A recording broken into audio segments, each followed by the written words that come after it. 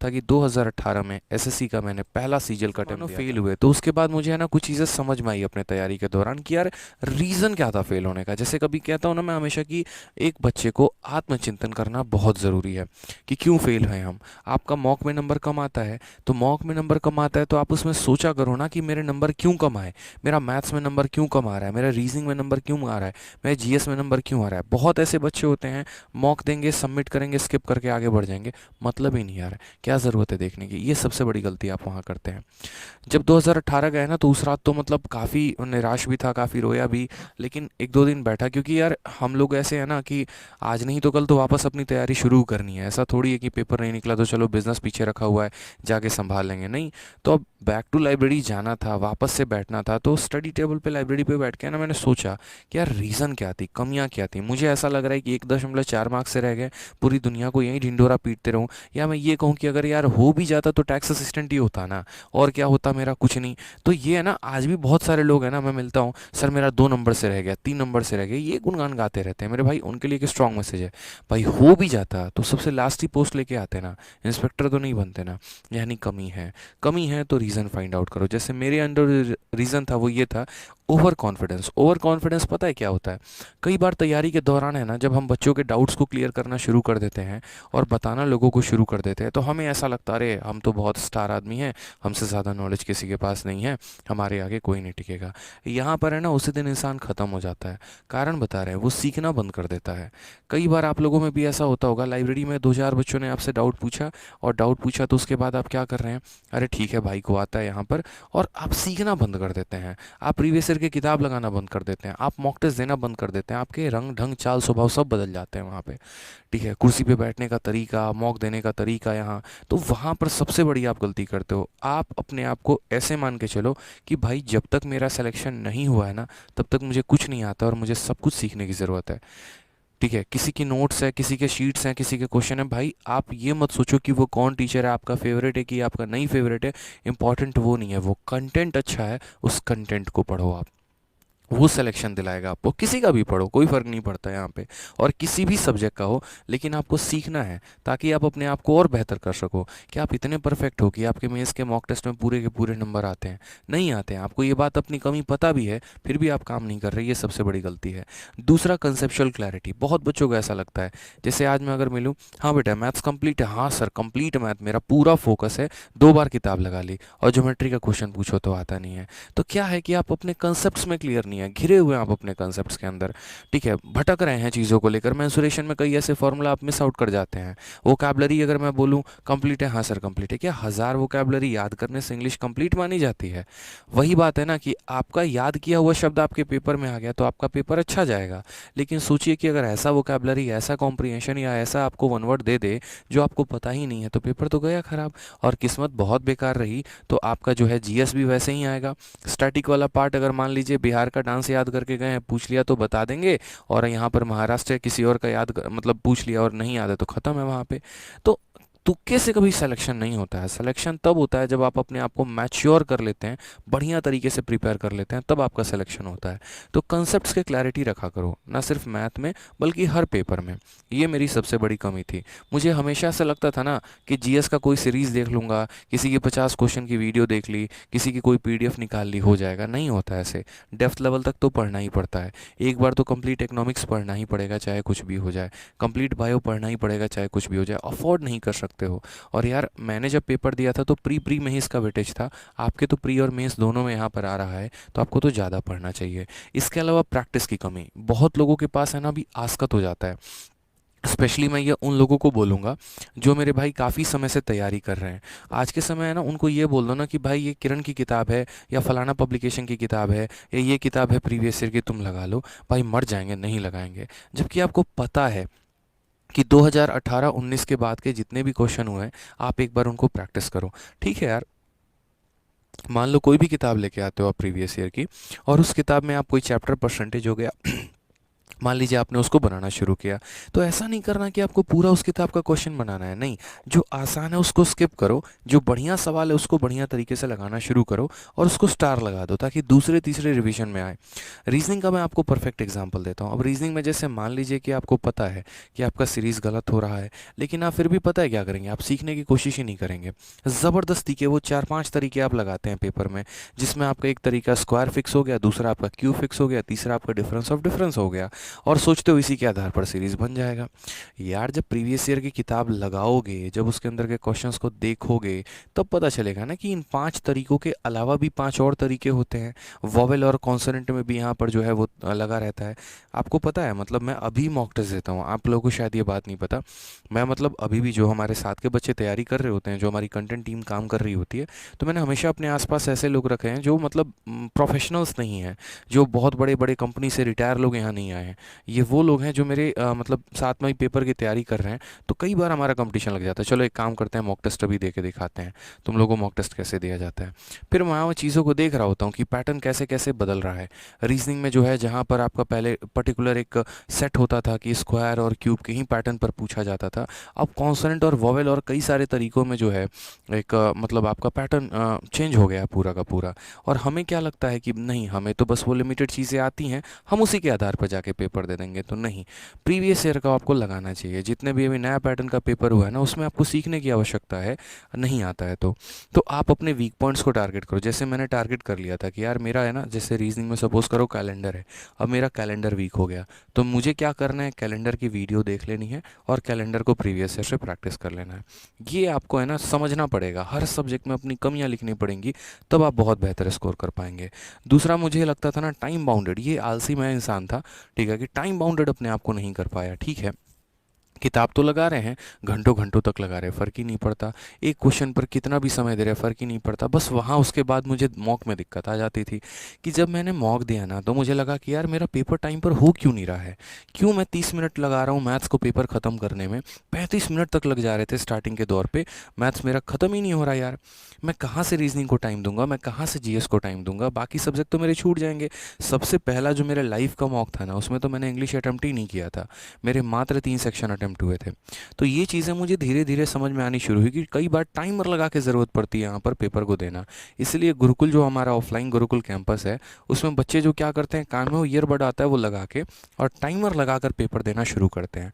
ठीक है, चाहे आप मैथ्स की प्रैक्टिस कर रहे हो, जैसे 60 मॉक टेस्ट अपनी किताब है, मैंने स्पेशल तरीके से कह रखा है कि वो 60 मॉक टेस्ट का सही तरीका टाइमर लगा कर है, और बच्चे 30 मिनट की 35 मिनट की टाइमर लगा के यहाँ पर उस क्वेश्चन को, किताब को सॉल्व कर रहे होते हैं। उस किताब के ऊपर लिखा भी है अलॉटेड टाइम और गिवन टाइम ऐसे करके। तो ये टाइम बाउंडेड आपको अपने आप को करना पड़ेगा। कई ऐसे टारगेट भी होते हैं जो आप सोचते हो कि हाँ, जैसे मानो जीएस अब कंप्लीट करना है, मानो इकोनॉमिक्स का आपने टारगेट बनाया, तो अब ये नहीं कि इकोनॉमिक्स के टारगेट को अगले 4 दिन तक आप लेके जाओगे। ठीक है, और चलो मानो 4 दिन का टारगेट दे भी दिया, तो अब ऐसा मत करो यहाँ पर कि उस 4 दिन के टारगेट को 20 दिन में पूरा कर रहे हो। कई लोग लिखने को काफ़ी सारी चीज़ें लिख देते हैं, लेकिन उसको टालते रहते हैं, टालते रहते हैं। तो भूलना मत इस बात को कि आपके पास मात्र 100 दिन है, और ये 100 दिनों में ही पूरा इतिहास पलटना है। अब तो 99 दिन हो गए यहाँ पे। तो इसलिए अपने आप को टाइम बाउंडेड रखना कि पेपर के काफ़ी समय के पहले सिलेबस भी कंप्लीट हो जाए और उसकी कई बार मल्टीपल रिवीजन भी आप कर पाओ।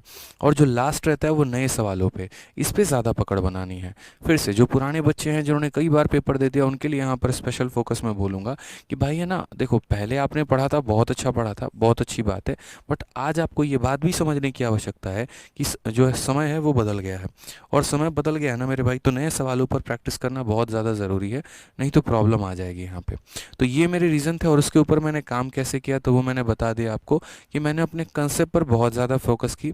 जो प्रीवियस ईयर के बुक्स थे, प्रीवियस ईयर के क्वेश्चंस थे, और ज़्यादा मॉक टेस्ट देने शुरू कर दिए। एक टाइम पर ये था, जैसे बच्चा आता है ना और मिलता है और कहता है कि सर मेरा मॉक में नंबर नहीं बढ़ा रहा है। तो मैंने उससे पूछा, बेटा कितने नंबर आते हैं? तो सर मॉक में 100-110 नंबर आ रहे हैं। मैंने कहा कितने मॉक दिए हैं? तो सर अभी तक कुछ नहीं, 10-15 मॉक दिए हैं।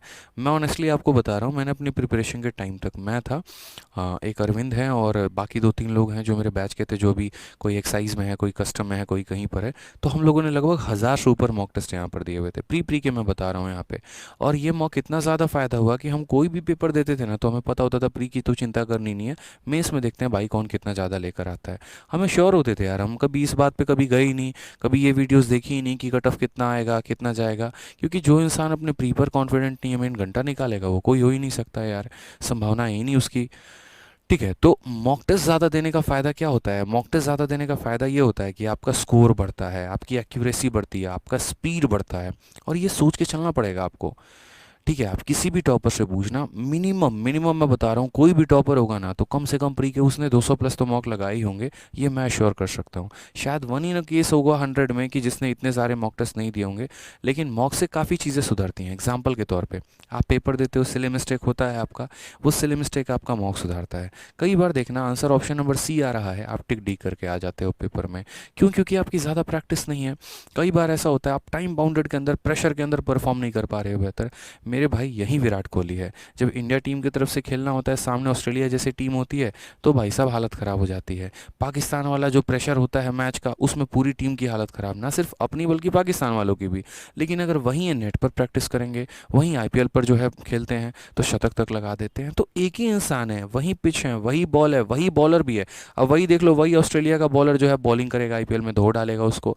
क्या होता है, प्रेशर नहीं होता, यहाँ पर खुला खेलने का मौका होता है। एग्जैक्टली मॉक भी सेम आप ही की तरह है, मतलब मॉक का भी सिचुएशन सेम ही होता है। आप वो बैट्समैन हो और ये आपका पूरा का पूरा जो है एक मैच चल रहा है। घर पर पेपर दोगे कोई दिक्कत की बात नहीं आएगी, मॉक में अच्छा आएगा। मेन पेपर जब जाकर दोगे ना, तो वहाँ तुम्हारे पास 100 फ्रस्ट्रेशन आ जाएगा और नर्वसनेस सातवें आसमान की होगी। तो मॉक में जितना बेहतर करोगे, कहते हैं ना कि नेट की प्रैक्टिस जितनी अच्छी करोगे, मेन मैच में उतना बढ़िया परफॉर्मेंस होगा। एग्जैक्टली सेम बात कह रहा हूँ कि जितना बेहतर मॉक दोगे, जितना ज़्यादा मॉक दोगे, उतना बेहतर अपने पेपर में स्कोर कर पाओगे। तो उस चीज़ का थोड़ा सा ध्यान रखना। अच्छा, मॉक में कम नंबर भी आ रहा है तो उस बात से हताश नहीं होना है मेरे भाई। किसी के ऐसा नहीं होता कि पहला मॉक ही 120 आ गया, 130 आ गया और वहाँ से स्टार्ट कर रहे हैं। हर कोई मॉक में 40 नंबर 50 नंबर से ही स्टार्ट करता है। वो स्टार्ट वहाँ से होता है, बट वो धीरे धीरे धीरे धीरे बढ़ बढ़ के 180 190 तक भी जाता है। मैं आज बोल रहा हूँ आपसे कि मेरे कभी भी मॉक में 200 नहीं आया, 1000 मॉक देने के बाद भी नहीं आया। कारण जीएस होता था, कई सारी गलतियाँ हो जाती थी। 195 तक मैं गया हूँ, लेकिन 200 कभी नहीं आ पाए। मेंस में आए हैं, मेंस में मैथ में भी आया है, इंग्लिश में भी आया है। तो ये चीज़ होती है, तो हमेशा बेहतर करने की कोशिश, अपने टारगेट को बीट करने की कोशिश। ठीक है, फिर उसके बाद जैसे मैंने छोटे छोटे काम किए थे हर मतलब सब्जेक्ट में, मैथ हो गया, इंग्लिश हो गया, रीजनिंग है, कि मैंने अपने स्मार्ट अप्रोच बचाने शुरू किया। मैथ्स में ही मैंने काफ़ी सारे कंसेप्ट निकाले। जैसे सीआई का मुझे क्वेश्चन परेशान कर दिया था, तो मैंने पूरा सीआई का एक खोज निकाला कि यार है ना, ये वर्कआउट कैसे करता है। जो कंसेप्ट आप लोग भी मेरा यूट्यूब पर देखते हैं, मुन्नी मेथड हो गया, या और भी काफ़ी सारे जो मेरे बनाए गए ट्रिक्स हैं, जो मेरे स्मार्ट मेथड हैं यहाँ पर, तो वो यहीं से थोड़ा सा मुझे एक्स्ट्रा टाइम मिलता था तो मैं काम करता था। आपको भी ये काम करना है। मैथ्स में हो गया पर्टिकुलरली, जैसे याद कर लो आप कि 3 बार का सक्सेसिव कैसे निकालते हैं, 2 बार का कैसे निकालते हैं, और भी छोटे मोटे फार्मूला हो गए आपके। ठीक है, डेविएशन कैसे हम लगा रहे होते हैं चीज़ों को लेकर। उसके अलावा जैसे मानो हम जीके की बात करते हैं, अब जीके में भी आप देखते हैं काफ़ी सारी घटनाएं हो जाती हैं। घग्गर का युद्ध है, पानीपत का युद्ध है, या और भी काफ़ी इंपॉर्टेंट, जैसे मान लो कि गदर पार्टी का स्थापना कब हुआ था, Hindustan socialist republic association, HSRA, HRA, सारी ये पार्टी की स्थापना कब हुई थी, आर्य समाज के फाउंडर कौन है। ठीक है, तो ये जो हो गया ना, ब्रह्म समाज के कौन है। तो छोटी छोटी चीज़ें जो काफ़ी ज़्यादा परेशान कर दी थी, तो उनको पहले असेंबल करना सीखा मैंने। और आज जो आप फार्मूला बुक देखते हो ना, यही रीज़न है, क्योंकि मैंने सारे फार्मूले एक जगह असेंबल किए थे अपने तैयारी के दौरान। है तो मेरे पास काफ़ी फार्मूले यार, मतलब एसएससी का कंटेंट कोई इतना बड़ा भी कंटेंट नहीं है कि उसके लिए इतना माथा लगाना पड़े।